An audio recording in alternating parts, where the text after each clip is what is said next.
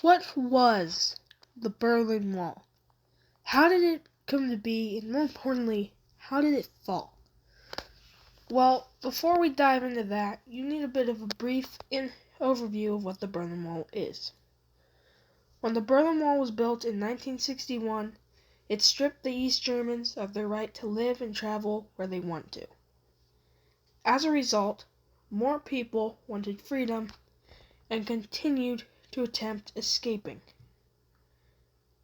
The fall that took place on November 9th, 1989, still remains an important part of history, in my opinion. It shows us that locking people behind a wall is not only unethical, but takes people's freedom. So, basically, to understand how the wall comes to be and how it comes to fall, we need to dive all the way back to 1945. So, it's the end of World War II.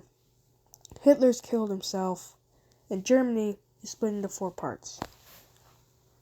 A French sector, an American sector, and a British sector, as well as a Soviet sector. In the Soviet sector, the city of Berlin was also split into 4 parts. Same as Germany, American, French, Soviet, and British. In the Soviet sector, that was East Berlin, where the wall was soon created. World War II also very much influenced this topic, as a substantial part of the rise of the wall was caused by there being multiple different powers influencing Germany, which caused mass migration from East Germany to West Germany. And also, a thing that you need to know for when the wall starts to fall is that a simple mistake at a press conference made by Günter Schabowski led to its downfall in 1989, where he said, replying to a question about when the borders open, as far as I know it, effective immediately, implying that the borders were now open, which they weren't quite open, but even the borders didn't catch this mistake. And after this mistake, people started to tear down the wall for good. By August 1961, the German Democratic Republic had lost 4 million, or 1/6, of its population, and was fed up. So what did they do? They took away rights from their people and began building a wall, of which guards could erect small obstacles if an escape had happened. Later on, the barbed wire wasn't cutting it. And 3 to 4 days later, a concrete wall was built. At the end of the 1960s, the eradication of innocent people's homes, shops, properties, and whatever happened, and they were destroyed for a clearer view for border guards. You know how it's a government's responsibility to help their people and not do these things? Well, the SED only had 28 years more left after they built that tedious and evil wall. In the 1970s, the SED had made the decision to build a second inner wall. And at the end of the 70s, they rebuilt it, trying to showcase that they meant business. But I want to talk about something else. The 1975 conference.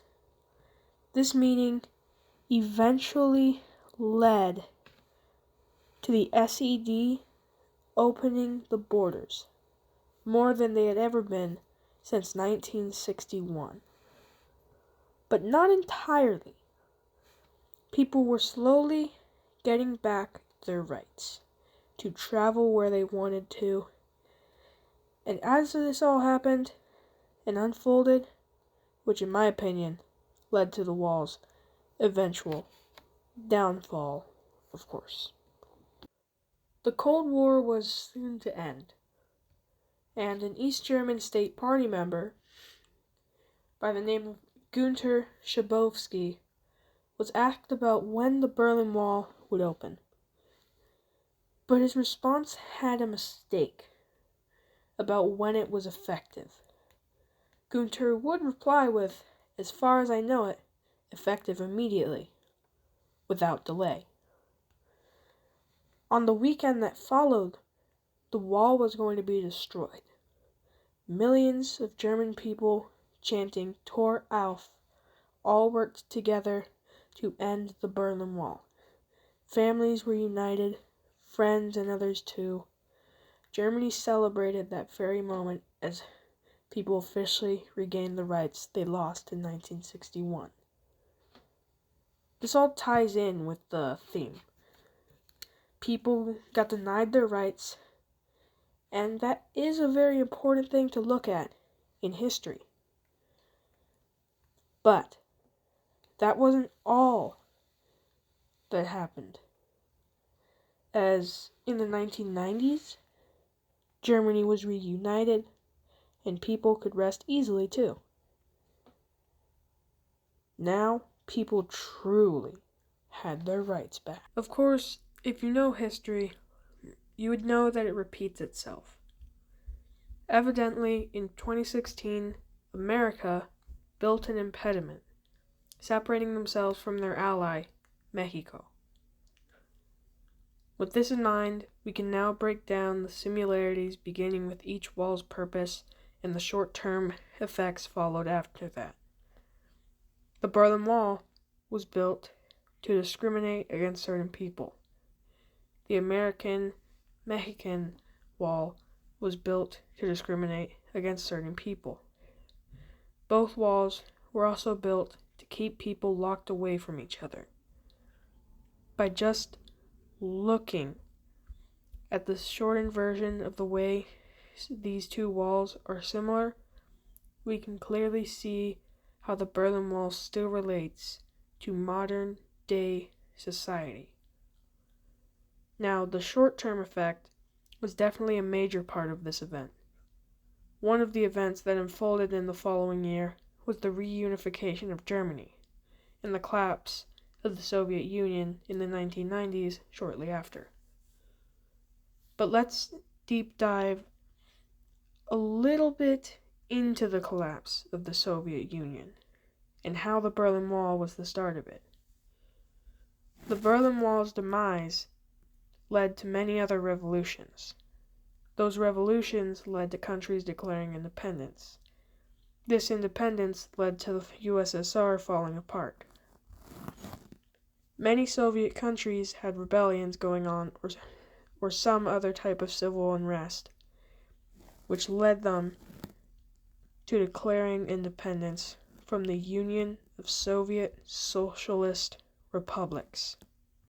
Everything I've covered, from World War II to the Soviet Union's collapse, all tie in to one thing, and that is the human need for equal rights. Whether it be tearing down a wall and uniting with your family, or declaring independence from a union. But the most important part that needs to be stated about the rights and responsibilities with the Berlin Wall is one thing. Dividing people based on their ideological differences is uncivilized, but also a breach of their human rights. What this means is that we should learn from our past and our mistakes as well. We should not divide our fellow people based on what they believe in or who they are, as that is taking away their rights. So I bid you farewell.